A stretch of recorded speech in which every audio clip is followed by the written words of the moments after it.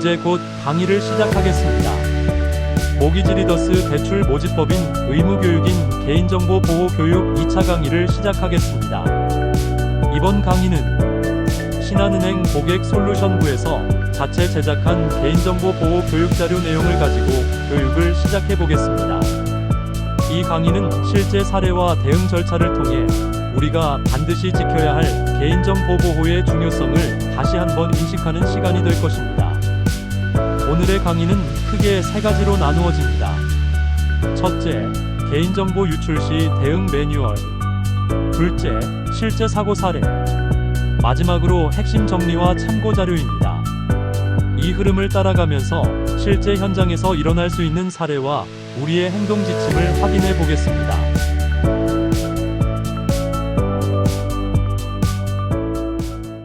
개인신용정보의 분실 도난 유출은 개인신용정보가 대출 상담사가 통제하는 범위를 벗어나 제3자가 그 내용을 알 수 있는 상태가 된 것을 말합니다.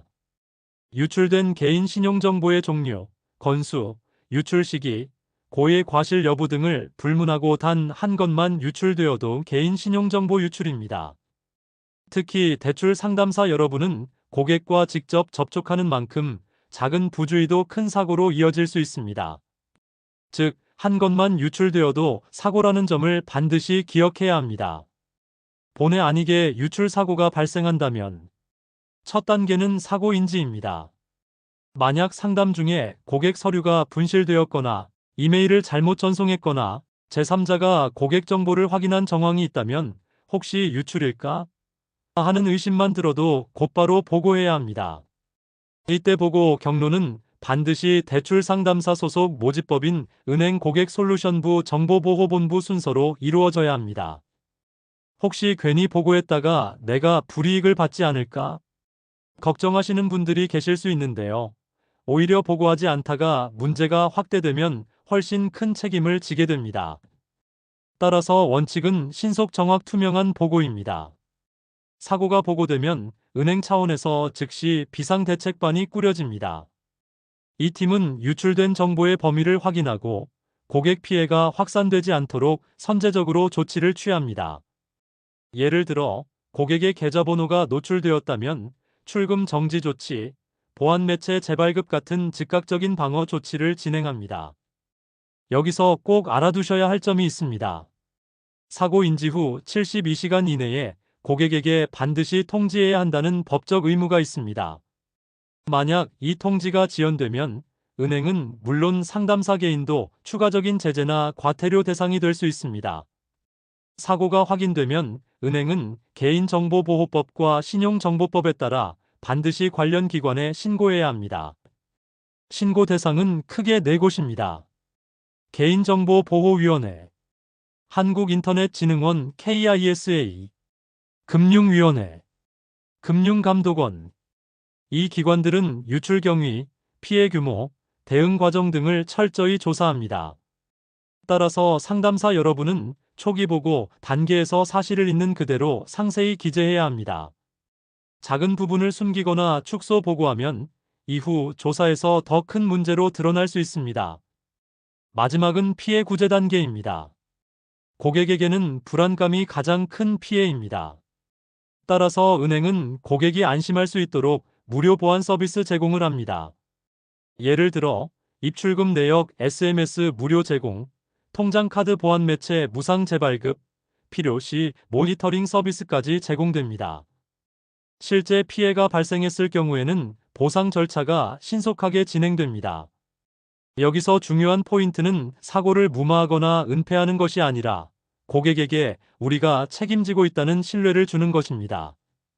정리하면 유출 사고 대응은 4단계입니다. 사고인지, 비상대책반 구성, 기관 신고, 피해 구제. 이 모든 절차의 출발점은 상담사의 신속한 보고입니다.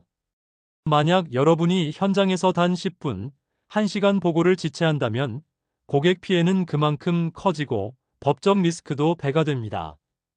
따라서 여러분은 단순 상담사가 아니라 개인정보 보호의 최전선 지킴이라는 사명감을 가지고 즉시 행동해야 합니다.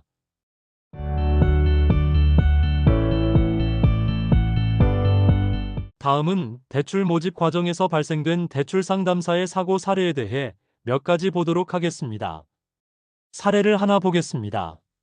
아파트 입주와 관련해 업무 대행사가 잔금 납부를 독려하는 과정에서 대출 상담사가 제공한 고객 정보가 조합원 밴드에 무단 게시된 사건입니다. 여기서 유출된 정보는 차주의 이름, 동호수, 대출 신청 금액입니다. 이런 내용이 집단 대출 시 많이 발생하고 있고, 지금도 이렇게 정보를 제공하는 게 당연히 생각하실 수 있는데, 이런 건 엄청난 문제가 발생할 수 있습니다. 조합이나 시행 주체가 정보를 달라고 하면 수집된 개인정보는 정보 주체의 동의 없이 차주의 정보가 제3자에게 제공되어 유출이 된 것으로, 고객의 정보는 대출심사 취급 목적으로만 사용해야 하며 외부 즉 입주지원단체, 중개업소, 지인 등의 요구에 응하는 것은 명백한 위반입니다. 영업 편의와 같은 이유로 정단화될 수 없다는 점을 유의하시기 바랍니다. 교훈은 단순합니다. 업무와 직접적으로 관련이 없는 제3자에게는 어떤 정보도 제공해서는 안 된다는 원칙입니다. 두 번째 사례는 임대인과 임차인의 상담 과정에서 발생한 문제입니다. 임대인이 상담사에게 전세 만기 관련 문의를 했는데, 상담사가 상담 도중 특정 아파트 평형을 탐색하며 KB 시세 기준 예상 한도를 알려주었습니다. 이 과정은 원래 고객을 돕기 위한 설명이었지만 임대인이 이 내용을 임차인에게 전달하면서 오해가 생겼습니다. 상담사가 내 개인정보를 다른 사람에게 말한 게 아니냐라는 불만이 접수된 겁니다. 여러분, 상담 과정에서의 작은 언급이 다른 고객의 개인정보와 연결되면 오해가 발생할 수 있습니다.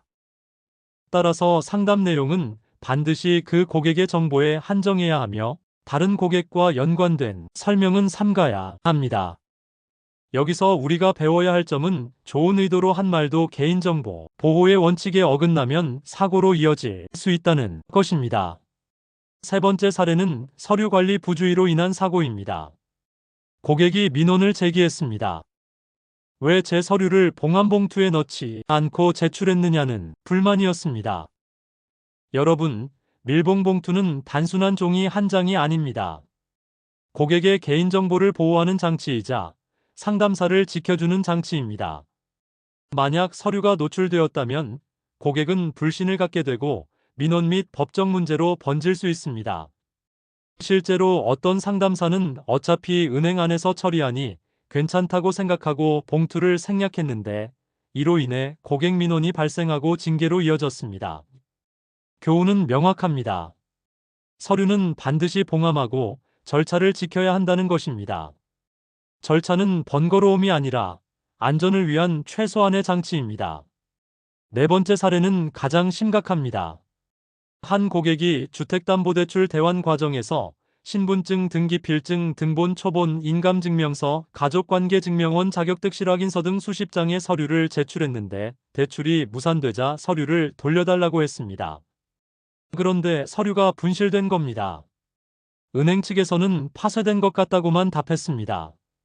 고객은 극심한 불안에 시달렸습니다. 내 서류가 범죄에 이용되지 않을까? 내 명의로 근저당이 설정되지 않을까? 라는 두려움 때문에 잠도 못 잔다고 호소했습니다. 이 사례는 단순한 실수가 아니라 고객의 삶 전반에 큰 불안을 초래했습니다. 서류 분실은 상담사의 신뢰와 자격을 잃을 수 있는 중대한 사고입니다. 대출 상담사의 부주의로 인한 서류 분실은 상담사 개인 제재에서 끝나지 않고 모집법인 및 은행의 관리 소홀 책임까지 확대되며 아래와 같은 피해가 발생할 수 있습니다. 고객은 명의도용 또는 금융사기 피해 가능성이 있고, 대출 상담사는 여기에 따른 제재 징계에 따른 자격 제한과 민형사상의 책임을 지며, 모집법인과 은행은 그 법인 자체 평판 리스크 또는 제재가 따를 예정입니다. 따라서 고객 서류 반환 시에는 반드시 고객 의사를 확인하여 이행해 주시고, 분실 발생 시에는 지체 없이 즉각 보고하는 것이 최선의 대응을 명심해야 합니다. 그리고 이전에 고객의 서류를 절대로 분실하지 않게 잘 관리해서 지점에 인계할 수 있게 되어야 할 것입니다. 여러분, 고객의 서류 한 장 한 장은 그 사람의 인생 그 자체입니다. 신분증, 인감증명서, 가족관계 증명서 등 고객의 서류는 의사에 따라서 우리는 반드시 보관, 반환, 파기 절차를 철저히 지켜야 합니다. 그리고 파기 시에는 반드시 복원이 불가능한 방식으로 해야 합니다. 단순히 잘라내는 걸로는 부족합니다. 완전 파쇄, 소각 등 철저한 관리가 필요합니다. 언론 기사에 보도된 사례들을 보면 개인정보 유출은 단순 실수가 아니라 금융기관 전체를 흔드는 사건으로 발전합니다. 실제로 한 건의 유출로 인해 대규모 소송이 제기되고 수십억 원의 손해배상 책임이 발생한 사례도 있습니다. 이런 사례들을 접하면서 우리 스스로에게 질문해 보아야 합니다. 나는 지금 고객의 정보를 안전하게 다루고 있는가? 혹시 나도 무심코 이런 사고를 낼 수 있는가? 사고는 남의 일이 아닙니다. 바로 내 옆자리에서 나의 부주의로 발생할 수 있다는 점을 반드시 명심해야 합니다. 지금까지 사례를 통해 많은 교훈을 얻었습니다. 정리해 보겠습니다. 고객의 정보를 수집할 때는 반드시 동의를 받아야 합니다. 유출 사고가 발생하면 즉시 보고하는 것이 최선입니다. 밀봉 봉투 사용은 고객과 상담사를 모두 보호합니다. 상담 내용과 업무상 알게 된 정보는 목적 외 사용 금지입니다. 은행 제출 서류는 따로 보관하지 말고 정산 후 실적 정보는 지체 없이 파기해야 합니다. 파기 시에는 복원이 불가능하도록 철저히 처리해야 합니다. 여러분, 이 6가지 수칙을 지킨다면 사고는 예방할 수 있습니다. 단 한 번의 실수로 수십 년간 쌓아온 고객의 신뢰가 무너질 수 있다는 점 꼭 기억해 주시기 바랍니다. 마지막으로 참고할 만한 자료들을 소개하겠습니다. 개인정보보호위원회 홈페이지, 보안뉴스, 개인정보 배움터 등은 교육자료와 최신 동향을 얻을 수 있는 좋은 사이트입니다. 유튜브 개인정보보호위원회 TV에서도 생활 속 개인정보 보호 영상을 확인할 수 있습니다. 그리고 혹시 불건전 모집이나 부적정 모집 사례가 의심될 경우 즉시 내부신고센터로 알려주시기 바랍니다. 작은 제보 하나가 큰 사고를 막습니다. 여러분이 개인정보 보호의 최전선이라는 점을 잊지 마시고 고객의 정보를 철저히 지켜주시기 바랍니다. 오늘 강의의 핵심은 간단합니다. 개인정보는 한 번만 유출되어도 큰 사고가 됩니다. 고객과 회사를 지키는 방법은 결국 현장에서 일하는 상담사 한 분 한 분이 원칙을 얼마나 철저히 지키느냐에 달려 있습니다. 여러분이 바로 개인정보 지킴이라는 사명감을 가지고 실천해 주시기를 부탁드립니다. 이상으로 개인정보 보호 교육 마치도록 하겠습니다. 아직 교육이 끝난 게 아니니 다음 교육도 잘 수강해 주시기 바랍니다.